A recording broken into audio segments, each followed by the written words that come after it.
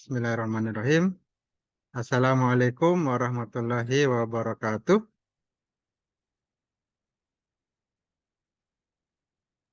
Waalaikumsalam warahmatullahi wabarakatuh. Alhamdulillah, ya, kita sekarang di bulan Ramadan ya, bulan penuh berkah. Mudah-mudahan amal ibadah kita, puasa, saum, yang muslim tentunya, amal-amal yang lain mendapatkan pahala berlipat ganda dan berkonsekuensi bisa menjadi orang yang lebih baik lagi setelah Ramadan. Salawat dan salam tak lupa kita berikan kepada Nabi Muhammad SAW, keluarga, sahabat, dan pengikutnya sampai kita hari ini, yang Muslim tentunya. Yang Muslim ya kita bisa berdoa sesuai dengan ajaran agama masing-masing. Kita mulai tentunya dengan doa. Bismillah. Kemudian kita sekarang masuk pada perkuliahan pertama, ya mata kuliah geometrik jalan. Ini saya sampaikan apa namanya pendahuluan kuliah kita, kontrak perkuliahan ya. Mata kuliah ini ya terdiri dari 2 SKS ya, 2 SKS. Dari 2 jam belajar di kelas, 2 jam belajar mandiri dan kerja tugas juga 2 jam. Ini pada mata kuliahnya SKK 282 pada ganjil ya, semester 5. Ini eh, jam untuk kuliah kelas A dan kelas B hari Jumat dan hari Senin. Kelas A jam 1 hari Jumat di ruangan ST3 dan T3 dan kelas B hari Senin di jam 9.30 sampai 12 di ruang ST3 lantai 3. Mata kuliah ini tentunya merupakan mata kuliah yang menjadi dasar untuk mempelajari tentang perencangan geometrik jalan. Yang diharapkan mahasiswa bisa mendapatkan pengetahuan gambaran secara umum menyeluruh tentang ilmu geometrik jalan. Nah, di antara yang dibahas pada mata kuliah ini tentang jalan itu sendiri, ya kelas jalannya, bagian-bagian jalan, merencanakan trase jalan dari kontur, kemudian merencanakan alinyemen baik horizontal maupun vertikal, dan terakhir galian dan timbunan, ya, perhitungannya. Dalam pendidikan nasional itu dijelaskan pendidikan kita di perguruan tinggi ini merupakan pendidikan berdasarkan pada Pancasila dan Undang-Undang Dasar Negara Republik Indonesia (UUD NKRI), berlandaskan nilai agama, data berbudaya nasional dari bangsa Indonesia, tapi tetap tentunya mengikuti tuntunan dari perubahan zaman yang terus bergerak. Untuk mengembangkan potensi diri yang membantu mahasiswa mempunyai kekuatan spiritual dalam urusan keagamaan, pengendalian diri, kecerdasan, akhlak mulia, kepribadian, dan juga keterampilan yang dibutuhkan oleh mahasiswa secara pribadi sendiri, dia sendiri, masyarakat, bangsa, dan juga negara. Ini tentang pendidikan nasional. Kita bisa lihat Undang-Undang Nomor 20 Tahun 2003. Nah, tujuan pendidikan nasional ini berfungsi mengembangkan kemampuan yang membentuk watak serta peradaban bangsa yang bermartabat dalam rangka mencerdaskan kehidupan bangsa. Tujuannya untuk mengembangkan potensi peserta didik agar menjadi manusia beriman, bertakwa dan Tuhan Maha Esa, berakhlak mulia, ya, sehat, berilmu, cakap, kreatif, mandiri, dan menjadi warga negara demokratis dan bertanggung jawab. Ini yang terbaru, ya, tujuan pendidikan tinggi, perguruan tinggi, nomor 12, Undang-Undang nomor 12 tahun 2012 tentang pendidikan tinggi, yaitu manusia yang beriman dan bertakwa pada Tuhan Yang Maha Esa, ya, berakhlak mulia, sehat, berilmu, cakap, kreatif, mandiri, terampil, kompeten, luar biasa. Kalau manusia bisa seperti ini targetnya, menjadi warga negara yang demokratis, bertanggung jawab, jadi mahasiswa bisa cinta Indonesia dan Pancasila, berbudaya dan berkepentingan bangsa. Nah, diharapkan nanti 2014 tercapai visi 2014, di mana kita sudah 100 tahun merdeka, dan ini SDM, pemberdayaan manusia Indonesia yang bisa unggul ya, luhur, nah, punya pekerja, adaptif dan kolaboratif. Nah, itu biasa. Nah, untuk itu ya bisa kita lihat ini untuk menyiapkan generasi emas itu 2050 ya. Kalau tadi ini 2045, visi 2045, nah, untuk menyiapkan generasi emas, ini menurut Menteri kita, Mendikbud Nadiem Anwar Makarim, perlu melakukan learning culture ya, untuk unit pendidikan. Dengan kebijakan Merdeka Belajar, Kampus Merdeka perlu dilakukan dengan peningkatan learning culture, budaya belajar, innovation culture, budaya berinovasi. Nah, sehingga diharapkan generasi penerus bisa menciptakan growth mindset. Jadi pemikirannya bisa berkembang, tumbuh pemikirannya. Di generasi penerus pembangunan bangsa. Yang bisa nanti diharapkan tercapai, kata Bapak Pendidikan Nasional, Ki Hajar Dewantara, bisa memperoleh nilai dan tujuan hidup sebagai manusia seutuhnya, bermanfaat bagi keluarganya, masyarakatnya, dan bangsa. Nah, itu kita kuliah kali ini salah satu mata kuliah di program studi Teknik Sipil Fakultas Teknik Universitas Muhammadiyah. Nah, itu mata kuliah geometrik jalan diarahkan ke arah sana. Mata kuliah ini menjadi dasar pengetahuan mahasiswa, ada kemampuan dalam menguasai, merancang, mampu berpikir secara logis dan analitis dalam menyelesaikan masalah geometrik jalan. Baik manual, bisa juga menggunakan piranti modern ya, aplikasi. Serta juga dengan dasar pengetahuan watak ya, karakter, akhlak yang baik. Nah, ini diharapkan dapat diimplementasikan, diaplikasikan dalam kehidupan sehari-hari sebagai manusia, ya, mahasiswa tentunya. Dan kelak nanti ketika telah bekerja. Jadi bahasa istilahnya itu student today, leader tomorrow. Dan mahasiswa hari ini sebagai pelajar, sebagai mahasiswa, dan ke depan akan menjadi pemimpin. Pemimpin masa depan. Tentu diharapkan punya kemampuan yang menyeluruh ya. Nah, untuk itu pada mata kuliah ini kita akan mempelajari pokok bahasan itu ada 4. Yang jalan itu sendiri, pelajari jalannya, bagian-bagian jalan, lebar jalan dan perencanaan. Kemudian trase jalannya, ya, bagaimana merancang trase jalan dari titik 1 menuju titik tujuannya, pembuatan jalan dari kontur, ya. Ada tikungan yang dirancang, itu pembahasan alinyemen, ya, ada alinyemen horizontal, membahas bagaimana, di mana tepatnya dibuat tikungan, dan alinyemen vertikal ini tentang cembung dan cekung. Nah, agak naik jalannya dan agak turun alinyemen vertikal. Dan terakhir galian dan timbunan. Nah, ini dipelajari terakhir bagaimana perhitungan volume galian dan juga volume timbunan. Tentunya diakhiri dengan pendidikan karakter agar terbentuk karakter mahasiswa yang baik ya. Di samping mengetahui perencanaan teknik, geometri jalan, menjadi teknokrat, engineering juga memiliki akhlak yang baik, karakter yang baik. Diharapkan setelah mengikuti perkuliahan ini, ya, manusia akan mampu memahami konsep-konsep dalam perancangan geometri jalan, bisa identifikasi parameter dalam perencanaan, apa saja tata cara dalam perencanaan, nah, tentunya alinyemen vertikal, alinyemen horizontal, juga volume, galian dan timbunan. Juga diarahkan dengan memiliki dasar karakter akhlak yang baik pada pribadi masing-masing mahasiswa. Nah, ini capaian pembelajaran Prodi Teknik Sipil yang saya ambil juga untuk menjadi capaian dalam perkuliahan. Diharapkan nanti di samping kita mampu merencanakan perancangan geometri jalan, juga bisa bertakwa Tuhan Yang Maha Esa, mampu menunjukkan sikap religius, menjunjung tinggi nilai kemanusiaan dalam menjalankan tugas berdasarkan agama, moral, dan etika, bekerja sama dan memiliki kepekaan sosial serta kepedulian terhadap masyarakat dan lingkungan, tata hukum dan disiplin dalam kehidupan bermasyarakat dan bernegara. Ya, menunjukkan sikap bertanggung jawab atas pekerjaan di bidang keahliannya secara mandiri, kita di bidang teknik ya, teknik sipil, dan memiliki akhlakul karimah, ya, karakter dalam bermuamalah yang bermanfaat diharapkan bagi diri sendiri, masyarakat, bangsa, dan negara. Juga mampu menginternalisasi nilai kemuhammadiyahan kita di Universitas Muhammadiyah, yang mudah-mudahan bisa menginternalisasikan nilai-nilai kemuhammadiyahan dalam kehidupan kita sehari-hari. Nah, ini masih dalam pembahasan capaian pembelajaran jurusan Prodi Teknik Sipil. Di antaranya juga mampu memahami prinsip-prinsip dasar bangunan teknik sipil sesuai standar yang berlaku, ya.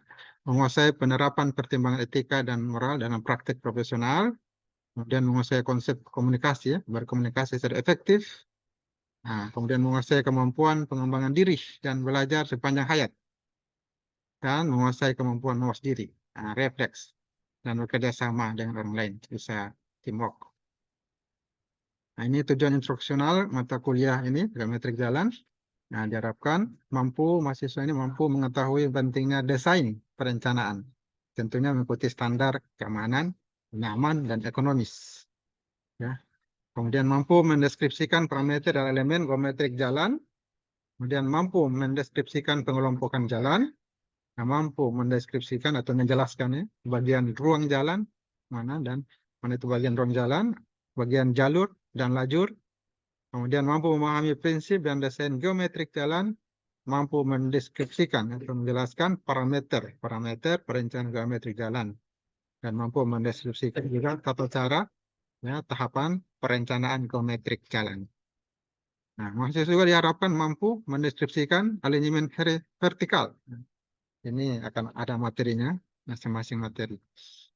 Mahasiswa mampu merencanakan perhitungan alignment vertikal, ya, mampu mendeskripsikan alignment horizontal juga, mampu menghitungnya alignment horizontal, mampu diharapkan mahasiswa mampu mendeskripsikan perencanaan geometrik persimpangan. Jadi, ada persimpangan di jalan, dan juga persimpangan sebidang, dan terakhir mampu mendeskripsikan volume galian dan timbunan. Nah, ini targetnya. Nah, dari mata kuliah itu kan ada pertemuan 16 kali pertemuan, 14 kali kuliah ya, 2 kali evaluasi belajar ya. Evaluasi UTS dan UAS. Nah, setiap materi ada bahan materinya sudah saya upload di Classroom ya, tinggal dibaca, bisa dibaca kapan saja sebelum kuliah bisa dibaca. Setiap bahan perkuliahan itu tertulis dalam jadwal perkuliahan sebaiknya dibaca sebelum mengikuti perkuliahan. Nah, di samping materi itu ada tugas Google Form ya, tinggal diisi. Setelah mata kuliah bisa dibaca kembali, kemudian dibaca soalnya, bisa diisi tugas mandiri. Jadi setiap pokok pembahasan ada materi yang wajib dikerjakan. Materi yang dianggap sulit bisa didiskusikan pada pertemuan berikutnya. Untuk tugas sebaiknya dikumpulkan pada pertemuan berikutnya. Dan siapa yang kumpul tepat waktu dia dapatkan bonus tambahan nilai 5%. Ya. Kemudian tugas kelompok, terus 4 nanti ada tugas kelompok membuat resume mata kuliah dalam bentuk file Microsoft Word dan PowerPoint ya. Nah, ini untuk presentasi penilaian. Nah, ada evaluasi tengah semester dan akhir semester atau dikenal UTS dan UAS masing-masing 25%. Yang besar ini nilai pada tugas ya. Tugas atau presentasi, diskusi. Nah, pada tugas ini 45%. Kehadiran 5%. Nah, ini tatap muka jadwalnya tadi sudah ya. Kelas A dan B. Kelas A Jumat dan kelas B hari Senin. Kemudian UTS tentunya dilakukan setelah pertemuan ke-7 dan di pertemuan ke-8. Dan UAS ini dilakukan di fakultas ya, ujiannya di kampus pada pertemuan ke-16 tentunya. Nah, terakhir ini tentang aturan kuliah offline. Nah, dalam kuliah kita offline di kampus ada aturannya tentunya. Yang pertama, dimulai sesuai jadwal yang ditentukan kuliahnya. Kemudian kuliahnya bisa ditiadakan kalau dosen terlambat atau menginformasikan ada kegiatan yang lain. Ya, kalau terlambat 30 menit tidak informasi dari dosen, berarti tidak jadi kuliah. Dan bisa diganti pada hari yang lain sebelum minggu depan. Nah, nanti dicari kesepakatan waktunya, dosen mahasiswa bisa diganti kuliahnya. Nah, ada aturan juga untuk dosen ini dan mahasiswa. Kita buat kesepakatan, bahwasanya dosennya pakaiannya rapi, ya, rapi pakaiannya, tidak merokok ya di kelas. Kemudian tidak dibolehkan mengucapkan kata-kata yang menyinggung, baik itu menyinggung entitas, menyinggung agama, yang tidak boleh. Ras, warna kulit, dan sebagainya. Nah, harus memberitahukan sumber bahan referensi ya untuk mata kuliah ini. Nah, supaya belajar lebih bagus lagi. Itu untuk dosen. Kalau mahasiswa ya tidak boleh terlambat ya 15 menit, 10-15 menit. Kalau terlambat tidak diperkenankan mengikuti perkuliahan. Nah, pakaiannya juga sama ya, rapi. Pakai sepatu, kemeja, atau kaos berkerah. Dan sopan, tidak ketat, dan tidak pendek. Dan pertanyaan, bisa bertanya, pertanyaan berkenaan dengan topik pembelajaran, ya, tidak hanya terbatas pada saat kuliah, bisa ditanya juga di luar kuliah, bisa di kampus, bisa lewat PA. Dan tentunya tidak boleh merokok. Sebagai dosen juga tidak merokok, mahasiswa juga tidak boleh merokok. Kemudian segala bentuk alat komunikasi dalam kelas itu harus dalam keadaan tanpa suara, ya, di silent atau dimatikan, di silent, bisa di setting di HP, tinggal klik silent. Dan dibolehkan izin untuk tidak masuk dengan surat keterangan sakit. Kalau ada surat keterangan sakit, boleh izin. Nah, kemudian boleh izin keluar, ada keperluan mendadak, misalnya ke kamar kecil, ya, tentunya bergantian. Dan mahasiswa yang kalau misalnya dapat ketahuan melakukan plagiat, ya, menyontek, membuat curang, ini dapat punishment, ada hukuman. Nah, ini dapat sanksi nilai E, ini sanksi langsung, ya. Kemudian mahasiswa yang hadir di atas 90 ke atas, 90% ke atas dapat nilai tambahan, dapat tambah nilai 5%. Nah, kemudian mahasiswa mengumpulkan tugas sebelum atau tepat waktu, dapat tambah nilai 5%.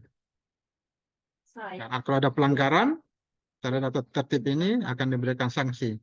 Yang langsung tadi bisa dapat langsung punishment, dan tidak langsung juga bisa. Yang langsung dapat sanksi biasanya tidak boleh masuk karena terlambat, ya. Kalau tidak langsung nanti akhirnya dapat nilai E. Nah, ada juga reward, ya. Di samping punishment, reward dapat tambahan nilai. Kalau memang hadir, kemudian tugas dikumpulkan, dan mungkin punya akhlak yang bagus, orangnya baik, ini juga berpengaruh. Karakternya akan bisa memberikan tambahan nilai. Ini bisa dimasukkan. Nah, untuk bahan bacaan ini diantaranya ada perencanaan geometrik jalan, ini book chapter. Di antaranya saya penulis, dari beberapa penulis gabungan, saya salah satu penulis di buku perencanaan geometrik jalan. Ada juga buku desain geometrik jalan. Ada juga standar-standar juga bisa dibaca. Ada standar undang-undang tentang jalan, peraturan pemerintah, ada ASTO, American Association of State Equipment and Authority, ya, ASTO itu, dan aturan lainnya, khusus buat jalan misalnya. Nah, ini bahan bacaan, bisa juga diambil di internet, banyak artikel-artikel. Tinggal buka Google Scholar, Anda klik di situ geometrik jalan, maka akan muncul. Alignment horizontal misalnya, atau terase jalan, atau galian timbunan nanti muncul. Nah, inilah kesebakan kita, ya, untuk perkuliahan kali ini. Ya, saya kira demikian. Ya, terima kasih. Dari pada perkuliahan pertama kita kali ini. Selanjutnya mungkin ada yang mau bertanya? Saya Pak mau bertanya. Iya, silakan bertanya. Mungkin Bapak bisa jelaskan apa perbedaan dari geometrik jalan dan perkerasan jalan? Ya, kaitan dengan geometrik jalan dan perkerasan jalan. Ini sekarang kita akan pelajari mata kuliah geometrik jalan. Sedangkan perkerasan jalan itu mempelajari juga tentang jalan sama-sama. Hanya dalam hal ini mempelajari tentang menyusun perkerasannya, lapisan perkerasannya. Ada lapisan kaku dan lapisan lentur. Nah, lapisan lentur itu dari tanah dasarnya, kemudian dilapis ada subgrade-nya, lapisan fondasi bawah, ada lapisan fondasi atas, ada surface, lapisan penutup, ya, lapisan atas. Nah, itu contoh perkerasan jalan, dari perkerasan lentur. Ada perkerasan kaku setelah tanah dasar, kemudian lapisan fondasi dan slab beton. Dia diikat dengan beton. Kalau namanya perkerasan kaku, rigid pavement. Kalau flexible pavement, perkerasan lentur diikat dengan aspal, ya. Aspal permukaannya, lapis surface-nya itu dari aspal. Jadi dia yang dipelajari tentang perkerasannya. Termasuk dicampur ada perkerasan kaku dengan lentur bisa juga. Ada kaku dibuat beton, kemudian dibuat aspal di atasnya bisa juga. Nah, itu perkerasan jalan kalau kita pelajari. Bagaimana merancang perkerasannya, lapisan perkerasannya, tebalnya berapa itu bisa dipelajari pada mata kuliah perancangan perkerasan jalan, ya.